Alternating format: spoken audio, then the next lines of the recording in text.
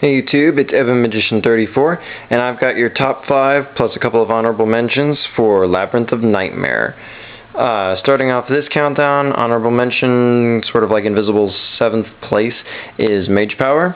Mage Power is a pretty good card. It's basically just very quick, high power off an equip spell, which equip spells are always kind of a risky gambit. But the fact that you can just set all your spells and traps and then pump this is an easy 1,500 to 2 grand, more or less at best usually. So it's a very big, very quick gain, and if you dump 2 of these very quickly, that could obviously be like 1,000 each, plus an additional 1,000 for every additional card you set. So you get the idea. It was very big at its time and can still be a pretty powerful card when used correctly in the right decks and whatnot. You get the idea. Our last honorable mention is United We Stand, a bigger, even more reliable pump. With just 2 monsters on your side of the field, this is already a 1,600 point boost. This card's seen limitations, just like Mage Power did, but right now it's at 3, which is cool at the time I made this video. Check the date. So yeah, it's very big, it's a very good pump, and for Labyrinth of Nightmare, this is one of the better cards and warrants an honorable mention. Now, coming in at number 5 is Kaiku the Ghost Destroyer.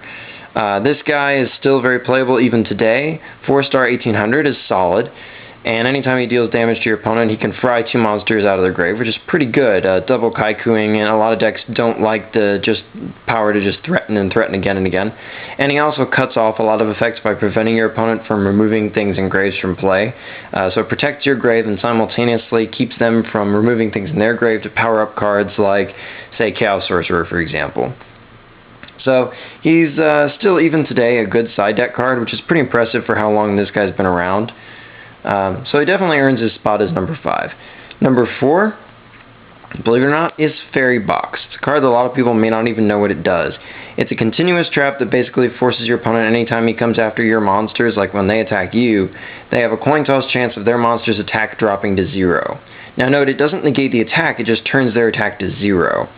So what that basically means is they're going to eat all the attack power or defense of your monster in the event that they lose the coin toss. And of course, if your man's in attack mode, that means their thing will also die. So this thing can stand to gain you card advantage and massive damage simultaneously. And since it's continuous, it just stays and threatens to do it over and over and over again until they get rid of it. It does have a maintenance cost of 500 life points a turn, but considering this thing can either be many, many Wabakus, essentially, if your opponent chooses not to attack, or it can be the potential of mass destruction on your opponent's side, it more than pays for itself.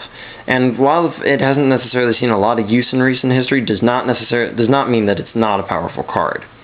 There's a lot of psychological factor to this card, but when played correctly, absolutely devastating. Card number 3, Magic Cylinder. Just straight up negates an attack, which is nice, but it also turns the attack just straight into damage back at them. Protection from even one attack is something that's easy to kind of scoff at, but I think Necrogardna taught us the importance of negating one crucial attack, and coming with the extra heavy damage off Cylinder, this card can easily represent a quarter or more of your opponent's starting life points. So it's pretty crucial. It only recently came back to 2, once again as of the time this particular video was posted.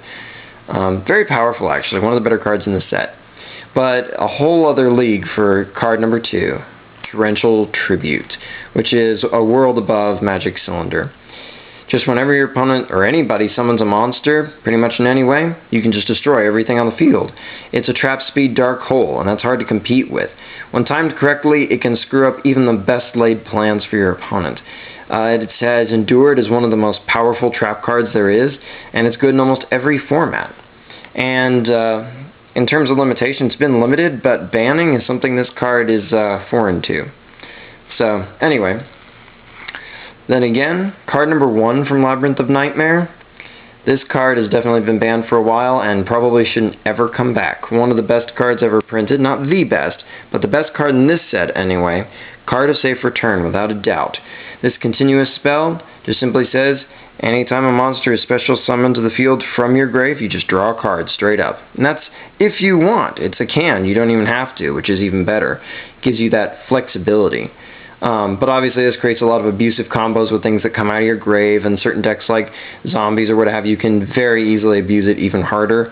The fact that it's open-ended, anytime a card in fact is open-ended, in other words it doesn't just limit you to once per turn or paying some kind of restrictive cost or something, anytime a card just lets you theoretically do anything endlessly is usually a red flag for it being a very powerful card, at least potentially.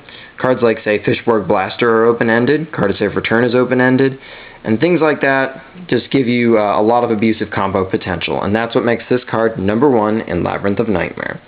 So, until next time, rate, comment, subscribe, and check out my channel for more cool videos.